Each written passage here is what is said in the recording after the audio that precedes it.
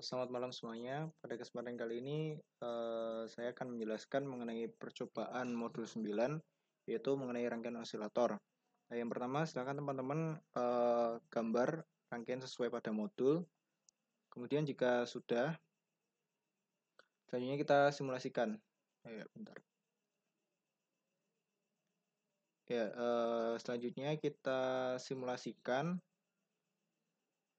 Oh ya, sebelumnya ini jangan lupa mengganti nilai R2 itu dinaikin sedikit. Jadi di sini kan 20K, tapi kita naikin sedikit, naikin 1K sehingga menjadi 21K agar waktunya itu cepat, apa namanya? Waktu apa sih istilahnya? Waktu agar amplitudenya stabil gitu. Nah, kita simulasikan. Nah, di sini nilai frekuensinya, oke, sebentar. Nilai frekuensinya itu 492 Hz ya, kurang lebih segitu. Kemudian perintah di modul itu kita diperintahkan untuk menggunakan transient analysis. Nah, silakan kita buka transient analysis. Transient mana? Transient, oh sorry, di sini. Transient analysis. Kemudian waktu di sini kita setting menjadi 0,1. Nah, setelah itu kemudian yang ini juga dicentang ya. Outputnya kita setting ini ya. Di sini kita kasih nama dulu, misal out gitu. Nah, kita vout ini kita jadikan sebagai output. Kemudian kita run.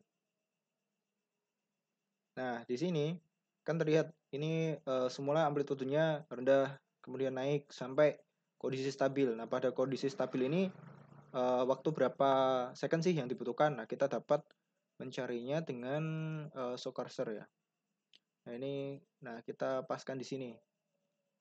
Nah, ini kan berarti sumbu X ya, X2. Nah, sekitar 42,6 milisecond. Berarti itu waktu yang dibutuhkan untuk mencapai amplitude yang stabil. Oh, ya, digeserin sini dikit ya, 4,44 lah, 44 milisecond. Kemudian jika sudah, nah ini dengan frekuensi counter, ukurlah frekuensi yang dihasilkan oleh osilator, bandingkan dengan hasil perhitungan. Nah, ini ya untuk dapat mensimulasikan itu kita pindah ke sini dulu ya, interactive simulation, save, kemudian kita jalankan. Nah, maka kita dapat melihat frekuensi dengan menggunakan ini ya, frekuensi counter.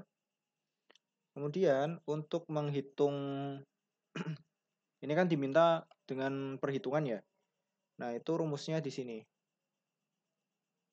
Tapi saya belum menghitung ya, tapi ini rumusnya. Jadi omega O atau kecepatan sudutnya itu sama dengan 1/CR.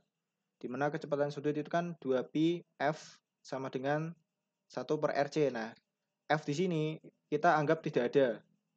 Berarti untuk mencari F di sini yaitu sama dengan 1/RC dikali 1/2pi RC begitu. Nanti akan didapatkan nilai F-nya.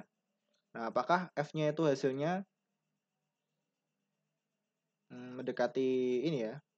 Apakah mendekati nilai output si frekuensi counter? Nah, sedangkan R di sini, RC di sini itu yang digunakan R yang di bawah ini.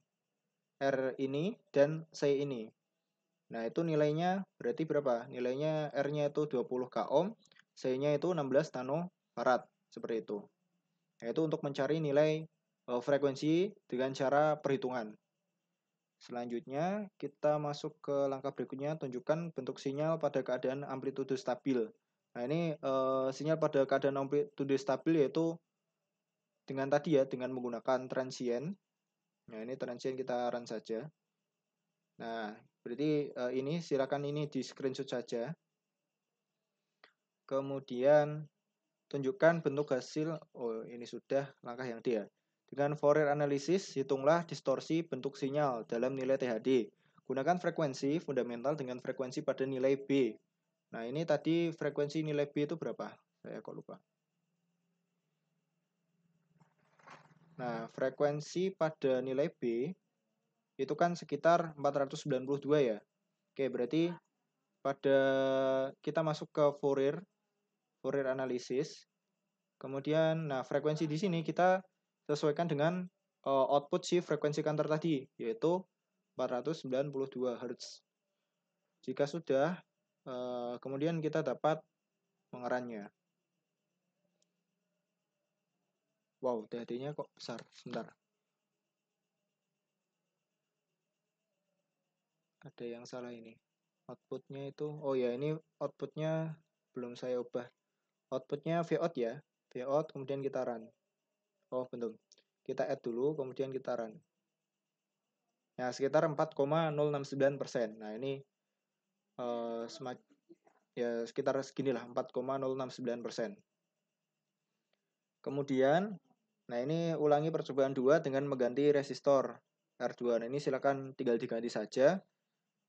Kemudian, dengan arsitektur Wayne Bridge, buatlah osilator dengan output frekuensi X per 10 kHz, di mana X itu sama dengan 2 digit name terakhir. Dan THD harus di bawah 3%, validasi seperti pada langkah 2. Nah, ini langkahnya yaitu kita perhatikan di sini. Kita harus menentukan ini ya, mencari nilai R2, R1, kemudian RC. Nah, di sini frekuensi saya, ya frekuensi yang harus saya dapatkan yaitu sesuai NIM saya, 41 dibagi 10, berarti 4,1 kHz. Nah, di sini rumusnya yaitu kan omega 0 sama dengan 2pi F ya. F-nya kan 4,1 kHz atau 4100 sama dengan 1 per RC. Nah, nilai C di sini kita tentukan terlebih dahulu. Nah, nilai C di sini saya umpamakan yaitu 16 nanofarad. Kemudian setelah kita tentukan nilai C, kemudian kita mencari nilai R ya. Nah, untuk mencari nilai R itu berarti bagaimana? Nah, ini tinggal dipindah ke sini aja ya. Atau ini dihitung ya. 2 kali Pi kali F itu hasilnya segini. Ini kalau menggunakan frekuensi NIM saya. Kemudian nilai R di sini berarti R-nya pindah sini berarti 1 per ini dikali ini. Ya, ini saya kira teman-teman udah paham lah. Kemudian didapatkan nilai R sekitar 2,35 kilo ohm. Nah, jika sudah langsung saja kita membuat rangkaiannya. Nah, ini rangkaiannya. Oh iya, bentar. Kemudian R2 dan R1 ya. Nah, berapa sih nilai R2 dan R1? Nah, kalau kita lihat rangkaian ini merupakan rangkaian inverting ya. Oh, sorry, non inverting. Inverting, sorry. Karena negatif berarti inverting. Nah, pada rangkaian inverting ini kita asumsikan nilai betanya itu sama dengan 1/3. Ini ketetapan, 1/3. Kemudian A itu gen ya. Pokoknya syaratnya itu A dikali beta itu sama dengan 1. Nah, kalau betanya itu 1/3, maka A-nya itu sama dengan 3. Nah, A itu kan gen. Gen pada inverting itu kan rumusnya sama dengan 1 plus R2 per R1. Maka R2 per R1 itu 3 dikurangi 1, berarti 2 ya. Berarti perbandingan R2 banding R1 itu 2. Nah, semisal di sini kita tentukan R1-nya 10 kilo ohm, berarti R2-nya 20 kilo ohm. Kemudian semisal di sini 15, berarti R2-nya 30.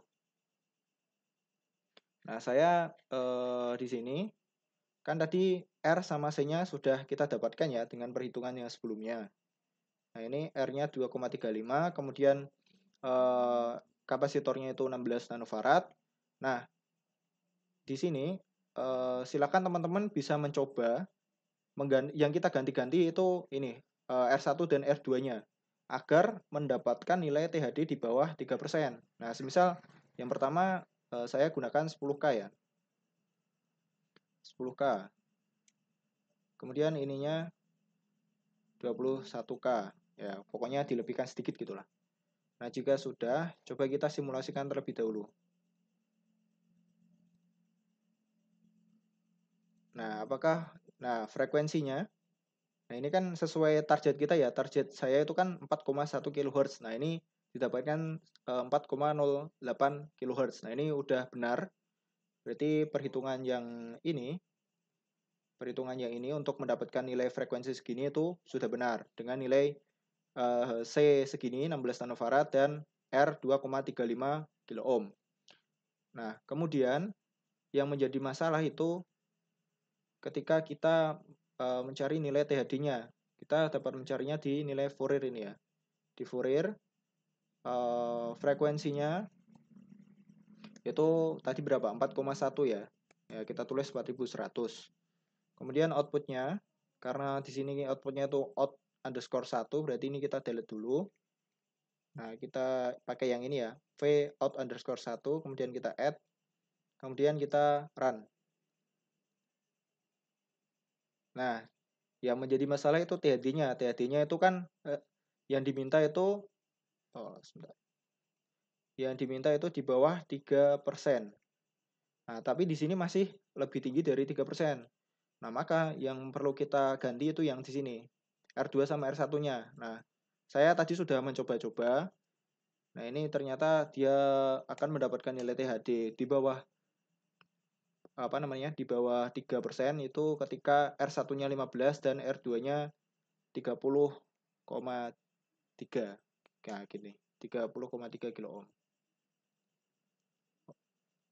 Oh, sorry, 30,3. Nah, jika sudah, coba kita simulasikan lagi. Nah, didapatkan nilai THD 2,7% atau di bawah 3%, seperti itu. Jadi kesimpulannya untuk di sini yang harus kita cari pertama nilai R sama C-nya. Nah, ini C-nya kita tentukan berapa bebas, kemudian kita dapat nilai R-nya. Kemudian R2 sama R1-nya kita bisa atur-atur, yang penting perbandingannya 2:1. 2 untuk R2 dan 1 untuk R1. Nah, ini tinggal diatur-atur agar memperoleh THD di bawah 3%. Nah, demikian percobaan 1. Kemudian untuk percobaan 2, ya untuk percobaan 2 caranya sama ya. Ini kan tidak diperintahkan untuk membuat rangkaian ya. Nah, ini caranya sama, tinggal outputnya di sini.